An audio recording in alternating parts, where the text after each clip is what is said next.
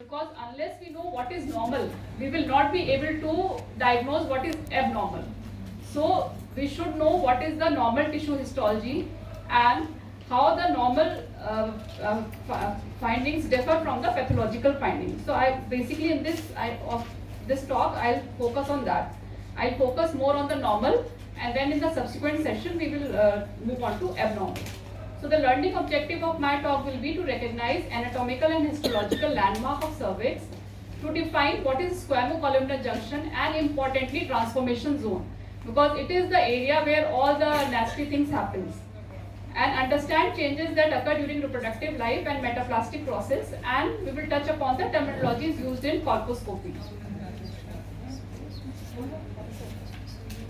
So as we all are aware that cervix has two parts, ectocervix and endocervix, and ectocervix is covered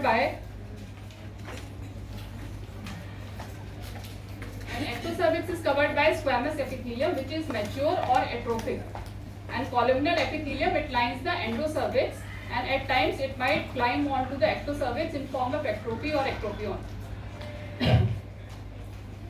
And transformation zone, it contains metaplastic squamous epithelium, Nabothian cyst and crypts opening, and squamocolumnar junction is visible line on the ectocervix or within the distal canal, and it demarcates endocervical tissue from the squamous tissue. And squamocolumnar junction represents the cranial extension of transformation zone, and therefore most CIN but not necessarily the metaplastic process.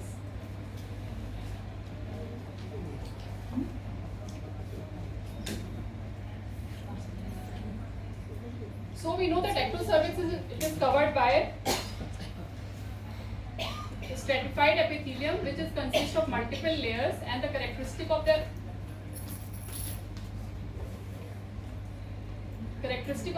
stratified epithelium is that it consists of multiple layers of basal, parabasal, intermediate and superficial layers. And endocervix is lined by simple columnar epithelium that secretes the mucus. So let's have a closer look at the stratified non-keratinizing squamous epithelium that lines the ectocervix. So it is a opaque, multiple layer of cell, pale pink in color. It can be native or it can be a metaplastic squamous epithelium. So if we see various layers structure wise, then at the base we have the single layer of round basal cell which have dark staining nuclei and little cytoplasm, and that basal layer is attached to the basement membrane with underlying stroma. And above the basal layers, these basal layer divides and to form the parabasal cell layers, followed by intermediate cell layer of the polygonal cells which are weaved in a basket-like pattern.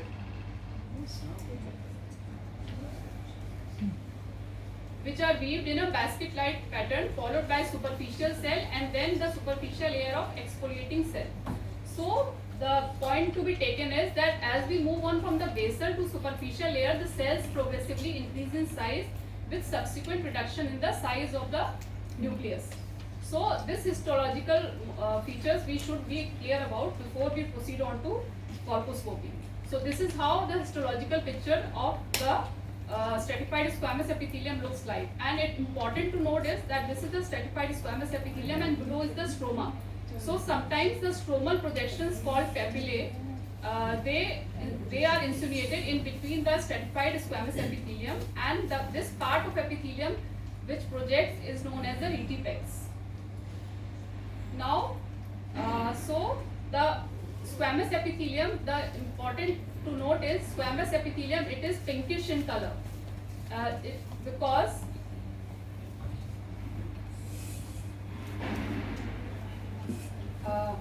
now we move on to the columnar epithelium. Now columnar epithelium, it consists of single layer of mucus producing tall epithelium, and it appears red. As we can see red. Why it is red? Because it contains single layer of cell which allows the coloration of underlying vasculature in the stroma to be seen more easily.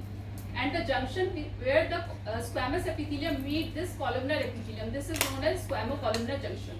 So this is an important landmark for us, And important point to note in columnar epithelium is that it is thrown into multiple longitudinal folds which protrudes into the lumen of the cervical canal, giving at times rise to the papillary projections.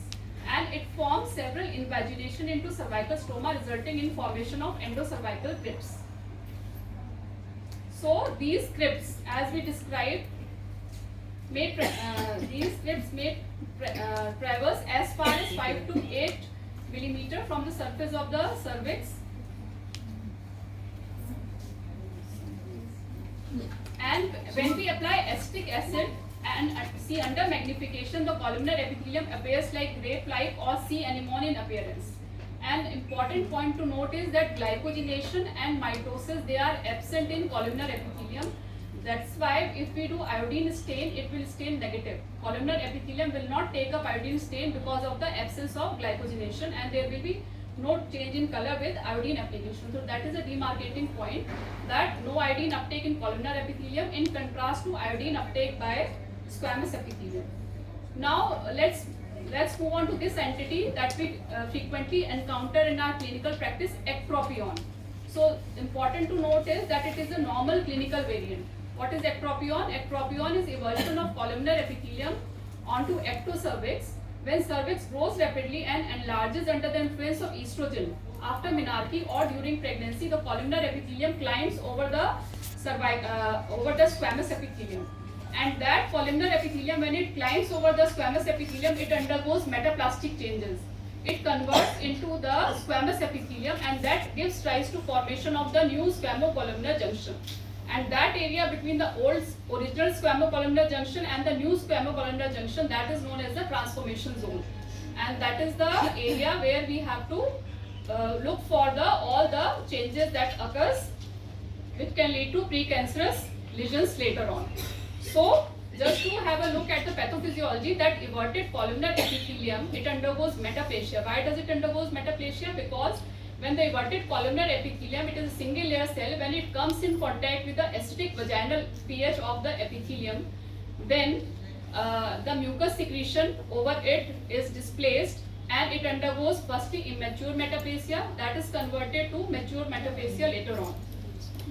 So, and important to note is immature metaplasia, again, it will not stain with glycogen, and when it converts to later to mature metaplasia, it will accumulate glycogen and it will stain with iodine. So the metaplastic process of cervix starts with appearance of subcolumnar reserve cells of endocervical epithelium, and these cells proliferate and form a thin layer of immature squamous cell without stratification or glycogen.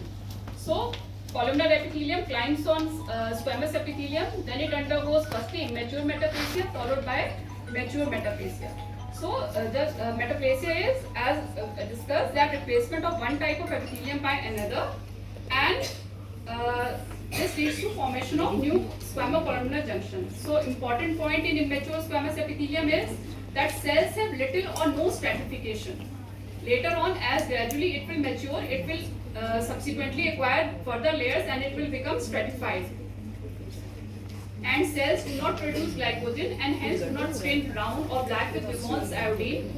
And then it undergoes mature metaplasia, where the areas of different level of maturity might be seen. That mature metaplastic epithelium, at times it might be containing islands of residual columnar cells, or nest it might be seen.